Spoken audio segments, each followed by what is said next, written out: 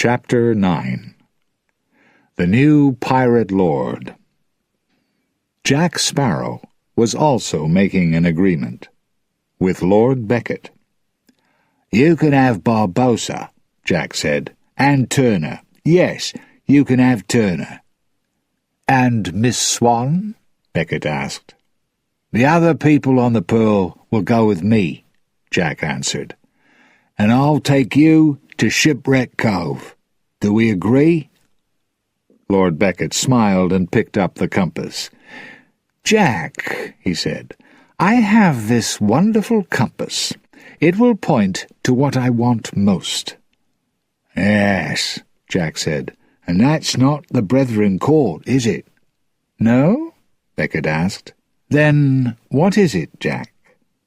"Me," said Jack. "Dead." Beckett opened the compass. It was pointing at Jack. "I hate Jack Sparrow," he thought. "He's right. The compass is useless. It won't take me to Shipwreck Cove." Beckett threw the compass back to Jack. "I'll kill you first," he said. "Then the compass will tell me where Shipwreck Cove is." Jack spoke quickly. "You'll arrive at the cove, and you won't get in. You need someone inside to bring the pirate lords outside." Beckett thought for a minute. "Can you bring them to me?" "I'm Captain Jack Sparrow," Jack said. "Do we have an agreement?" He held out his hand. Suddenly, the ship moved to one side. Beckett fell forward, and Jack took his hand. "Agreed," Jack cried. He ran to the door as cannon fire shook the Endeavour. Beckett followed close behind him. On deck they saw many bodies and smoke coming from the cannon below. The Empress was sailing away, and gunfire was still coming from the Pearl. His ship! Jack looked for a way to get over to the Pearl. He ran to one of the cannon, pointed it toward the Pearl, and climbed inside it. Beckett and his men jumped out of the way as the cannon fired. A big cannonball shot across the ocean, destroying the top of the Endeavour's sails. Jack was holding the cannonball, and he flew straight toward his ship. On the Pearl, Barbossa saw Jack fly through the air. There was a loud noise of breaking wood. Then Jack stood in front of him. He was completely unhurt. "Did you miss me?" Jack asked, laughing. He saw Will. "Put him in prison," he commanded. His men took Will down to the prison in the bottom of the ship. Jack smiled happily. He was back on his ship. On the Endeavour, Lord Beckett looked at his broken sails. "How long will it take to repair the ship?" he asked an officer. Another sail fell onto the deck. "The Endeavour won't sail again for a long time," the officer replied. On the Empress, Elizabeth stood and waited for Xiao Feng. "What does he want from me?" she asked herself. The pirate lord came quietly into the room and watched her. Elizabeth's eyes and skin shone. She looked like a goddess. He offered her a glass of wine. She accepted it nervously. "This is a surprise," she said. "Aren't you going to put me in prison for stealing your maps?" Xiao Feng smiled over the edge of his wine-glass. "I can't put you in prison, Calypso." "What is he talking about?" Elizabeth asked herself.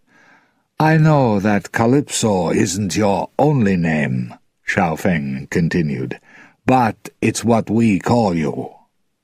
"We?" Elizabeth asked. "The Brethren Court. We hid you in the shape of a woman." Elizabeth tried to stay calm. "He thinks I'm a goddess," she thought. She asked, "What do you want from me?" "Your love," if you choose to give it to me." "And if I don't choose to love you?" she said. "Then I will accept that, too," Xiao Feng said. He put his hands on her shoulders and kissed her. Surprised, Elizabeth pushed him away. Suddenly, there was a loud noise. Somebody was attacking the ship. The pirates ran to the cannon. Elizabeth could see the gunfire through the windows. Then she saw Xiao Feng through the smoke. He was lying on the floor with a long, sharp piece of wood in his chest. "Xiao Feng!" she cried. "Here," he said weakly. He pulled a gold coin from around his neck. "Take it. I must give it to the next Brethren Lord." "Me?" Elizabeth said, surprised. "Go to Shipwreck Cove in my place," he said. "Captain!" a voice shouted from outside the room. Tai Huang opened the door. "They've taken the ship!" Tai Huang cried. "We cannot—" He stopped when he saw Elizabeth. "Calypso," Xiao Feng said. Then his eyes closed. Elizabeth turned to Tai Huang and showed him the coin. "He made me captain," she said. The new captain of the Empress stepped onto the deck. Tai Huang was close behind her. Elizabeth saw their attacker. It was the Flying Dutchman. The Dutchman's sailors were running onto the Empress and tying up her sailors. Elizabeth couldn't see Davy Jones, but suddenly she noticed Admiral Norrington. "James?" she said. Norrington's eyes widened with surprise when he saw her. "Elizabeth!" he shouted happily. "I heard you were dead." Davy Jones arrived on deck. He looked closely at the prisoners. "Who is your captain?" he asked. Tai Huang pointed at Elizabeth. Elizabeth stood straight and tall. Her eyes were cold, and she didn't show her feelings.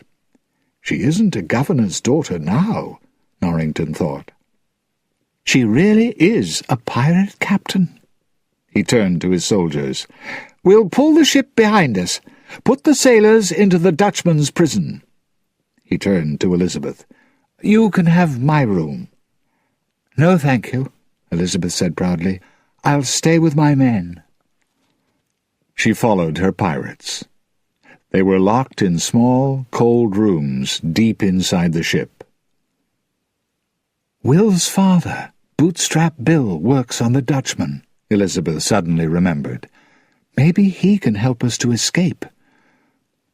"Bootstrap?" she called softly. "Bill Turner?" Suddenly, a pair of eyes opened in the wooden side of the ship next to her. "You know my name?" said a shaky voice. Elizabeth jumped to her feet. So this was Will's father. He was more wood than man. Only his face moved. "I know your son," she said. "Will Turner." "William? Is he alive?" Bootstrap asked. "Ah, and he's coming to save me." "He promised." "Yes," she said. "Will's alive, and he wants to help you."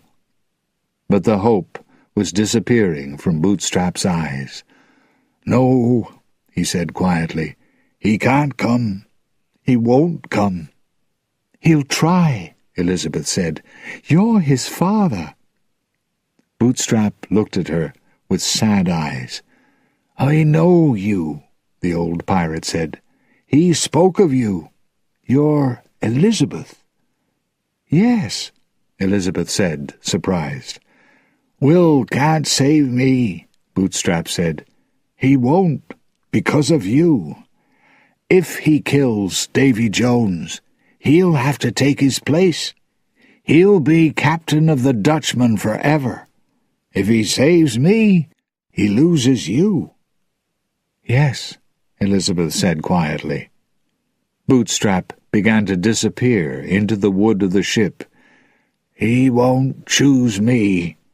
Tell him not to come. It's too late." His eyes closed, and his face stopped moving. Now he was part of the wooden side of the ship again. Will's father was gone.